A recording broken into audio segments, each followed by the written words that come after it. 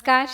श्रीमद् वाल्मीकि रामायण के अंतर्गत सुंदर कांड में आज हम पढ़ रहे हैं सप्तदशः यानी कि 17वां सर्ग। भयंकर राक्षसियों से घिरी हुई हैं सीता और हनुमान जी ऊपर अशोक वृक्ष पर बैठे हुए उनके दर्शन कर रहे हैं। कभी उनकी हालत दुखी देखकर दुखी हो जाते हैं और कभी इस विचार से प्रसन्न हो जाते हैं कि आखिर श्री राम के कार्य में वो सफल हुए और सीता माँ को उन्होंने खोज निकाला है। तो चलिए प्रारंभ करते हैं आज का पाठ। ततः कुमुदखण्डाभो निर्मलं निर्मलोदयः प्रजगाम नभश्चन्द्रो हंसो नीलम् इवोदकम् साचिव्यमिव कुर्वन् सप्रभया निर्मलप्रभः चन्द्रमा रश्मिभिः शीतैः सिषेवे पवनात्मजं स ददर्श ततः सीतां पूर्णचन्द्रनिभाननां शोकभारैरिव न्यस्तां भारैर्नावमिवाम्भसि दिदृक्षमाणो वैदेहीं हनुमान् मारुतात्मजः स ददर्शा विदूरस्था राक्षसीर्घोरदर्शनाः एकाक्षीमेककर्णां च कर्णप्रावरणां तथा अकर्णां शङ्कुकर्णां च मस्तकोच्छ्वासनासिकाम्। बहुत समय बीत गया। हनुमान जी अशोक वृक्ष पर ही बैठे हुए प्रतीक्षा में थे कि किस प्रकार माँ से संपर्क करें। इसी तरह बस एक दिन बीतने के पश्चात कुमुद समूह के समान श्वेत वर्ण वाले तथा निर्मल रूप से उदित हुए चंद्रदेव स्वच्छ आकाश में कुछ ऊपर को चढ़ाए। उस समय ऐसा जान पड़ता था मानो किसी हंस किसी नील जलराशि में तैर रहा हो। निर्मल कांति वाले चंद्रमा अपनी प्रभा से सीता जी के दर्शन आदि में पवन कुमार हनुमान जी की सहायता सी करते हुए अपनी शीतल किरणों द्वारा उनकी सेवा करने लगे। उस समय उन्होंने पूर्ण चंद्रमा के समान मनोहर मुख वाली माँ सीता को देखा, जो जल में अधिक बोझ के कारण दबी हुई नौका की भांति शोक के भारी भार से मानो झुक गई थी। वायुपुत्र हनुमान जी ने जब विदेह कुमारी सीता को देखने के लिए अपनी दृष्टि दौड़ाई, तब उन्हें उनके पास ही बैठी हुई भयानक दृष्टि वाली बहुत सी राक्षसियां दिखाई दी। उनमें से किसी के एक आंख थी तो दूसरी के एक कान। किसी किसी के कान इतने बड़े थे कि वह उन्हें चादर की भांति ओढ़े हुए थी। किसी के कान ही नहीं थे और किसी के कान तो ऐसे दिखाई देते थे मानो खूंटे गढ़े हुए हों। किसी किसी की सांस लेने वाली नाक उसके मस्तक पर थी। अतिकायोत्तमांगीं च तनुदीर्घ शिरोधरां ध्वस्तकेशीं तथा केशीं केशकम्बलधारिणीं लम्बकर्णललाटां च लम्बोदरपयोधरां लम्बोष्ठीं चिबुकोष्ठीं च लम्बास्यां लम्बजानुकां ह्रस्वां दीर्घां च कुब्जां च विकटां वामनां तथा करालां भुग्नवक्त्रां च पिङ्गाक्षीं विकृताननां विकृताः पिङ्गलाः कालीः क्रोधनाः कलह प्रियाः समः शूलकूटमुद्गरधारिणी वराह मृगशार्दूलमहिषाज शिवामुखाः गजोष्ट्रहयपादाश्च निखातशिरसो पराः।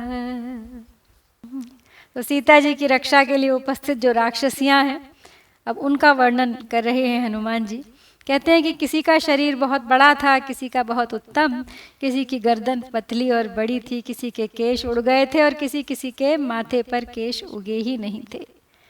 कोई कोई राक्षसी अपने शरीर के केशों का ही कंबल धारण किए हुए थी। किसी के कान और ललाट बड़े बड़े थे तो किसी के पेट और स्तन बड़े लंबे लंबे थे। किसी के होंठ बड़े होने के कारण लटक रहे थे तो किसी के ठोड़ी में ही सटे हुए थे। किसी का मुंह बड़ा था और किसी के घुटने, कोई नाटी, कोई लंबी, कोई कुबड़ी, कोई टेढ़ी मेढ़ी, कोई बवनी, कोई विकराल, कोई टेढ़े मुंह वाली, कोई पीली आंख वाली और कोई विकट मुंह वाली थी। कितनी ही राक्षसियां बिगड़े शरीर वाली, काली पीली, क्रोध करने वाली और कलह पसंद करने वाली थीं। उन सब ने काले लोहे के बने हुए बड़े बड़े शूल, कूट और मुद्गर धारण किए हुए थे। कितनी ही राक्षसियों के मुख सुअर, मृग, सिंह, भैंस, बकरी और सियारिनियों के समान थे। किन्हीं के पैर हाथियों के समान, किन्हीं के ऊँटों के समान और किन्हीं के घोड़ों के समान थे। किन्हीं किन्हीं के सिर कबंध की भांति छाती में स्थित थे, अतः गड्ढे के समान दिखाई देते थे, अथवा किन्हीं किन्हीं के सिर में ही गड्ढे थे।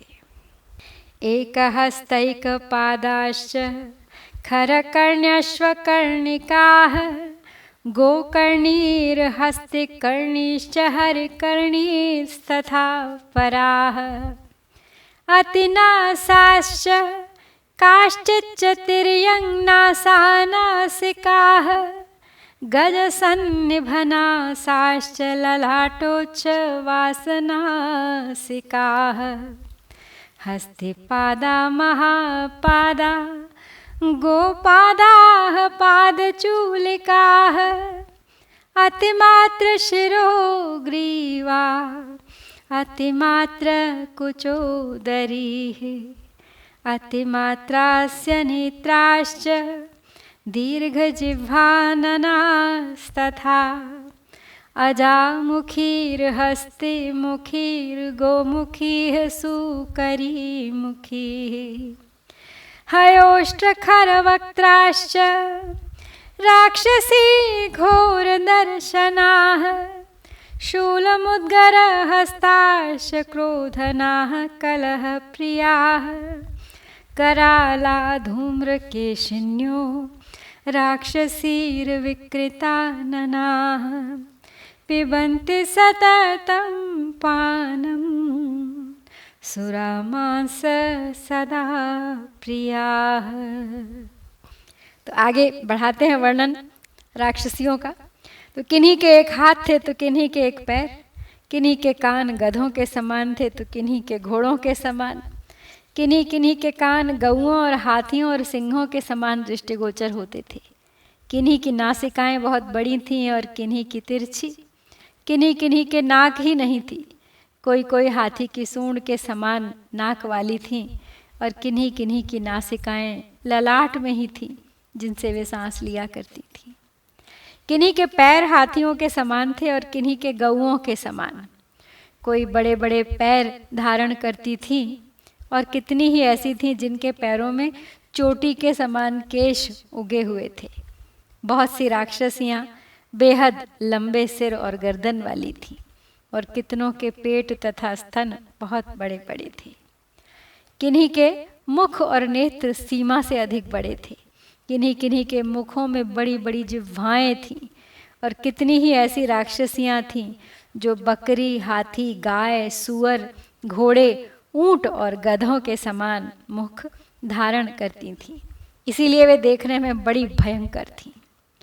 किन्हीं के हाथ में शूल थे तो किन्हीं के मुद्गर, कोई क्रोधी स्वभाव की थीं तो कोई कलह से प्रेम रखती थीं।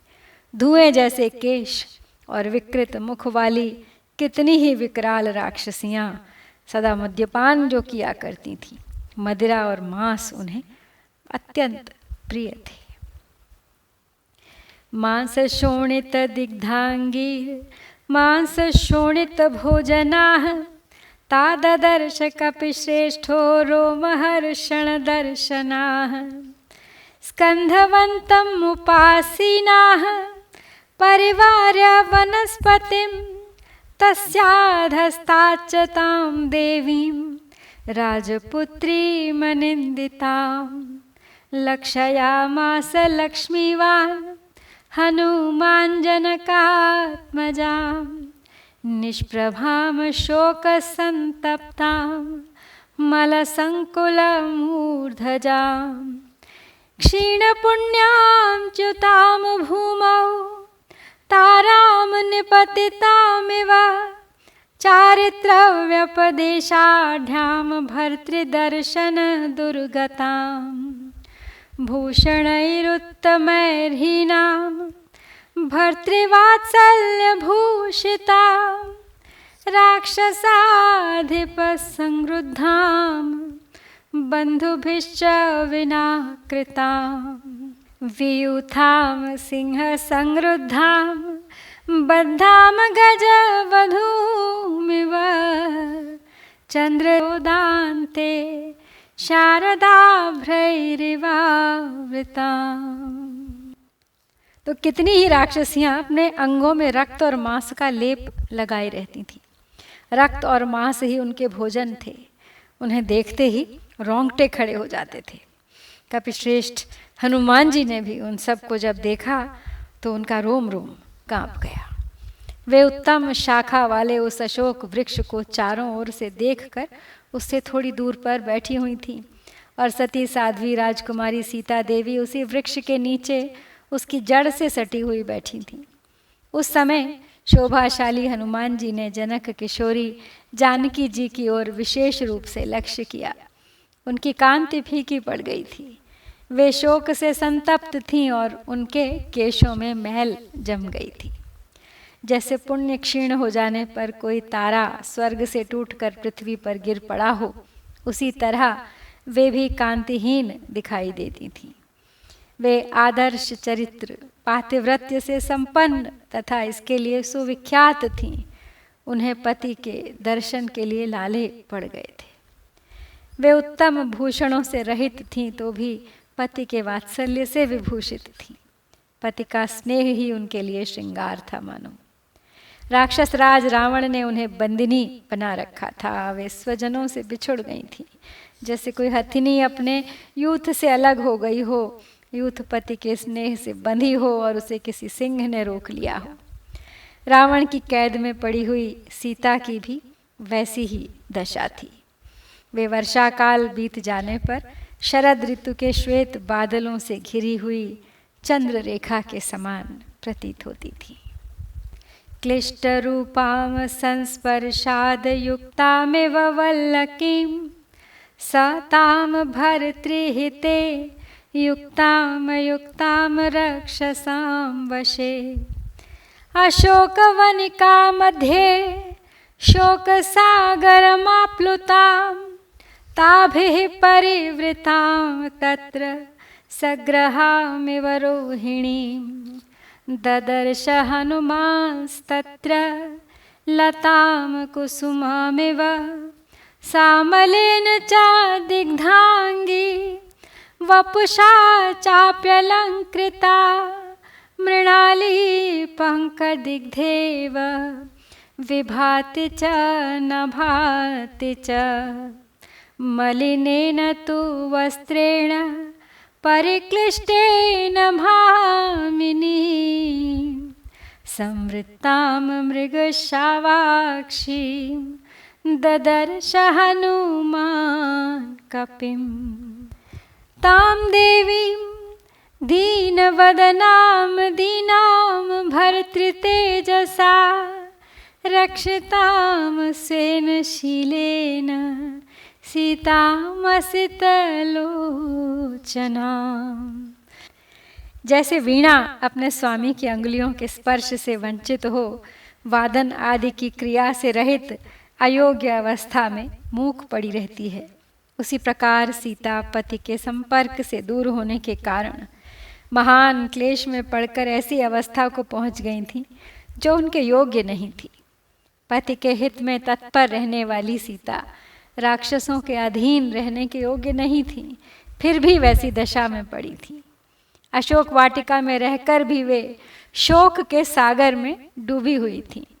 क्रूर ग्रह से आक्रांत हुई रोहिणी की भांति वे वहाँ उन राक्षसियों से घिरी हुई थीं। हनुमान जी ने उन्हें देखा। वे पुष्पहीन लता की भांति श्रीहीन हो रही थी। उनके सारे अंगों में मैल जम गई थी। केवल शरीर सौंदर्य ही उनका अलंकार था। वे कीचड़ से लिपटी हुई कमल नाल की भांति शोभा और अशोभा दोनों से युक्त हो रही थी। मैले और पुराने वस्त्र से ढकी हुई मृग शावक नयनी भामिनी सीता को कपिवर हनुमान ने उस अवस्था में देखा।